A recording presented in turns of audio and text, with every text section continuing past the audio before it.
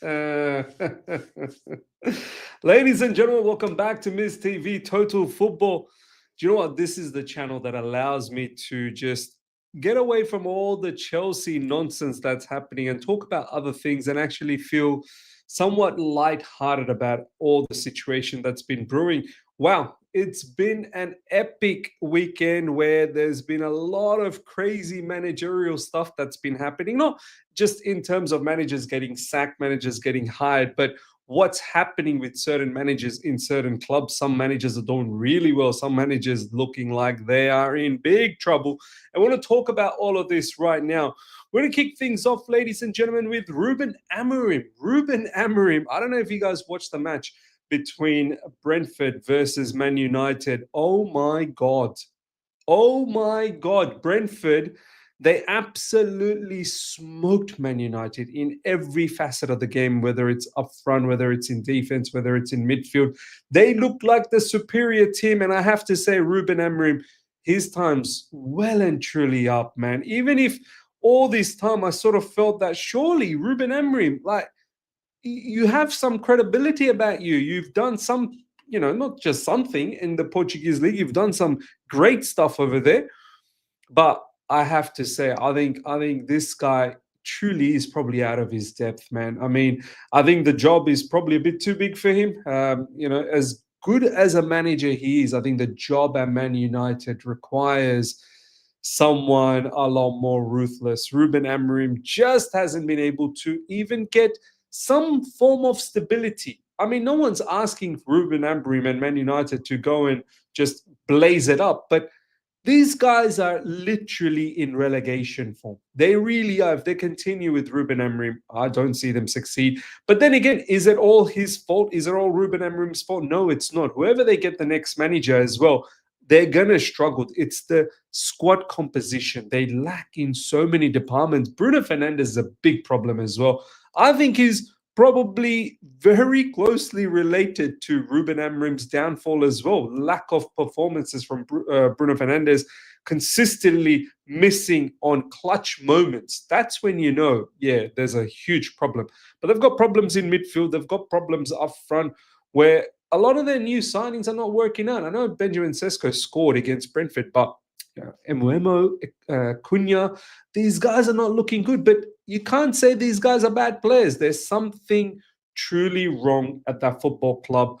Obviously, Ruben Amorim is not getting the best out of them, but overall, the way it's run, how they scout, who they go for, and so on and so forth, it is shambolic. But the bottom line is Ruben Amorim, his record is looking pathetic. He is going to have to leave, and I think we're probably going to see that soon. Xavi is being linked, but you never know. It might even be Gareth Southgate. Now, next one I want to talk about is Oliver Glasner. Ladies and gentlemen, this guy, he is on the upward trajectory, man. I liked him as soon as he came to Crystal Palace because I know the kind of, damage he did at, was it Frankfurt? Might have been Frankfurt, one of the Bundesliga clubs, Frankfurt or Stuttgart. I think it was Frankfurt. I always get mixed up with Frankfurt or Stuttgart. He won the Europa League. I'm pretty sure it was Frankfurt, Yeah, he won the Europa League with them. And he then obviously moved to the Premier League with Crystal Palace. When it was Olise, Eze, Mateta, oh my God, they were smoking it up. Then he lost Olise. Last season, it wasn't the best start from Oliver Glasner's Crystal Palace, but eventually enough, they got the rhythm going.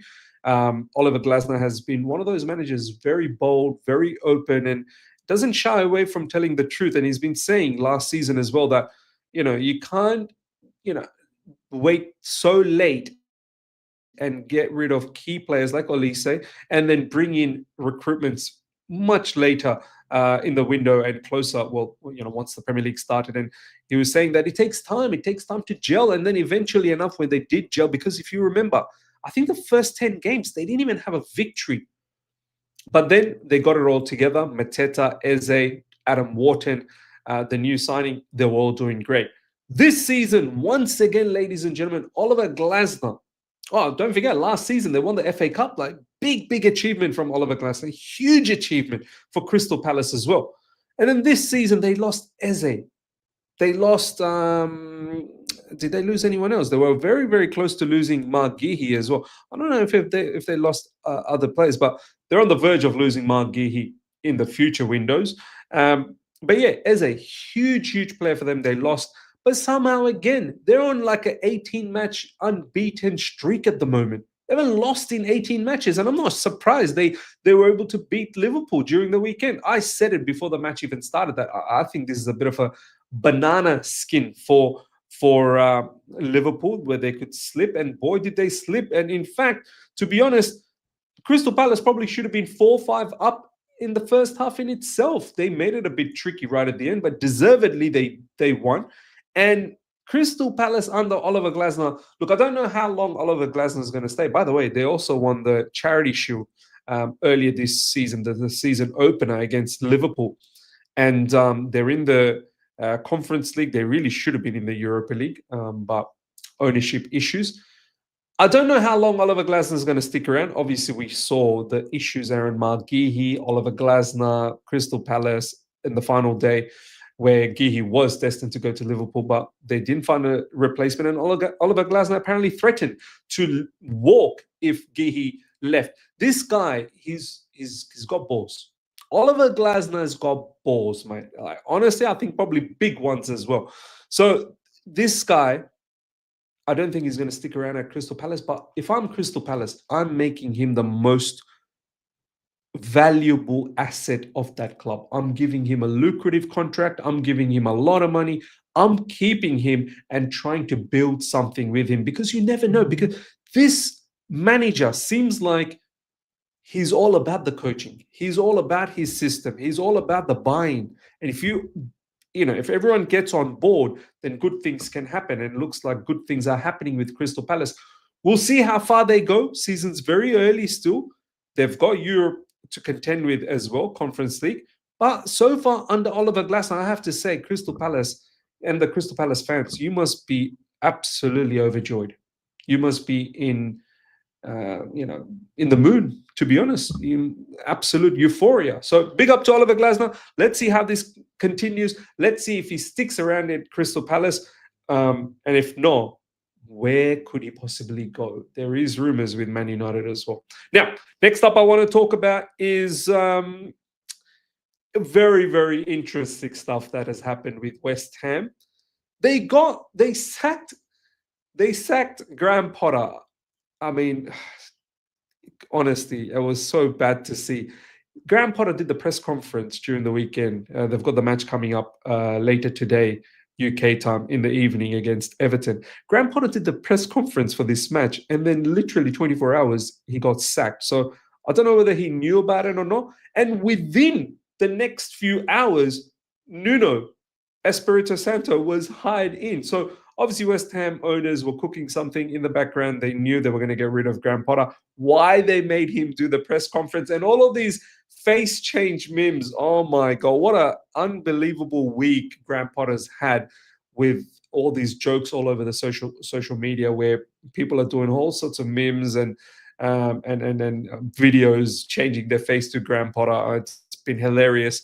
And then he's been sacked, and look, rightly so, man. The results were looking pathetic for West Ham. West Ham, they're better than this. I know their owners, they've not done justice. They've not, given a proper squad to compete. I feel like West Ham, they should be comfortably in the mid-table area. Being a big club in London as well, and probably pushing for an European spot, not maybe Champions League, but at least Europa League or Conference League. But they're nowhere there. They seem like they're probably destined to be relegated this season. So rightly so, Graham Potter got sacked, and Nuno is probably the right man to stabilize the situation. One thing you're going to get with Nuno Espirito Santo is that you're going to get a good structure. You're going to get clear message. It's no Mickey Mousing from the back, build up, this, that, the other. 3 at the back, wing backs, strong midfield. Let's go and score up front, and then let's shut up shop. I mean, look at Nottingham Forest. We're going to talk about that very, very soon. But in terms of Graham Potter, ladies and gentlemen, I think his career is pretty much over. Where do you go from here? Big mistake from him to come to Chelsea Football Club. I think big mistake for Chelsea as well to hire Graham Potter. Since then, he hasn't recovered. He took a long time off, then eventually chose West Ham after maybe a couple of years in the wilderness. and he's gargantually failed this as well. I think 8 months in the job and he's failed. And now where do you go? Where do you go from West Ham? I don't know if he's going to be able to get another Premier League job in any of these clubs, but maybe Bundesliga, maybe in the La Liga. I don't know. Maybe French Liga. Whatever the case is, I think Graham Potter career is not looking that great. But Nuno, I think, is a very good signing, a very good managerial signing for West Ham, and I think they're gonna stabilize themselves. And luckily, we've already picked up the 3 points against West Ham whilst Graham Potter was there in terms of Chelsea Football Club, because we also are looking very, very shaky at the moment, and we don't need to play a team that's got a new manager in. And I think look out for West Ham now under Nuno Espirito Santo. I think there could be a bit of an uplift, and maybe the progress towards salvaging this season. It's still early days, 6 matches in, but the form that West Ham are showing is truly relegation form. Last but not least, I want to talk about Nottingham Forest manager Ange Postecoglou. Ladies and gentlemen, Ange Postecoglou. Mad, absolutely mad stuff that's happening with Ange Postecoglou. He's been brought in by Nottingham Forest. Nuno obviously left, and Ange Postecoglou brought in, and he hasn't found a win as yet. Nottingham Forest, I'm telling you, they're also showing relegation form after what they achieved last season. And they've got Europa League, I believe. Yes, they've got Europa League, and Ange Postecoglou took care of the first match where against Real Betis, they probably should have got a victory. Didn't end up getting one. It was a draw. But he's struggling in the Premier League. And we've seen this under Spurs. Ange Postecoglou, he's total opposite. You know what I mean? And this is where, I guess, ownership like Nottingham Forest, the Greek owners, right? The Dons of Greece.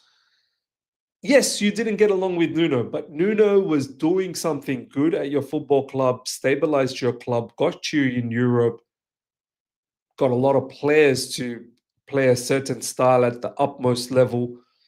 I know you didn't like the football, but now you've gone with a manager that supposedly will play better football, but hasn't picked up a single win yet.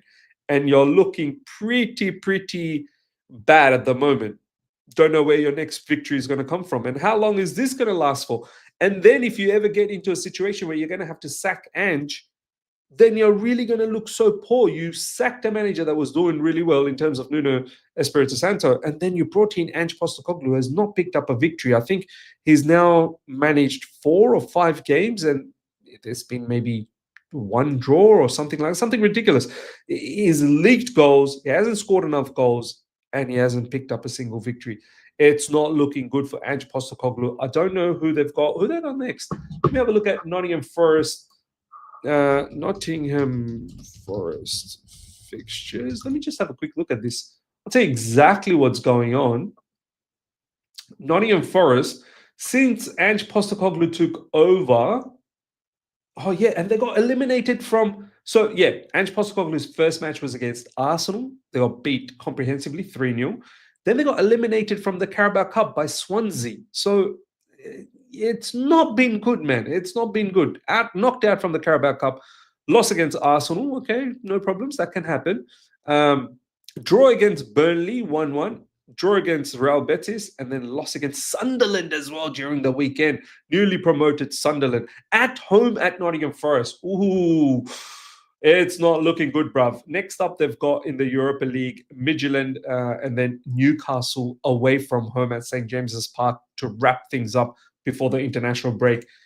Yeah, I'm not sure where they're going to get a victory. And if they continue in this vein, it's looking absolutely bleak for Ange Postecoglou. Ladies and gentlemen, let me know your thoughts about everything we spoke about. Mad weekend of football, especially from the managerial scenes.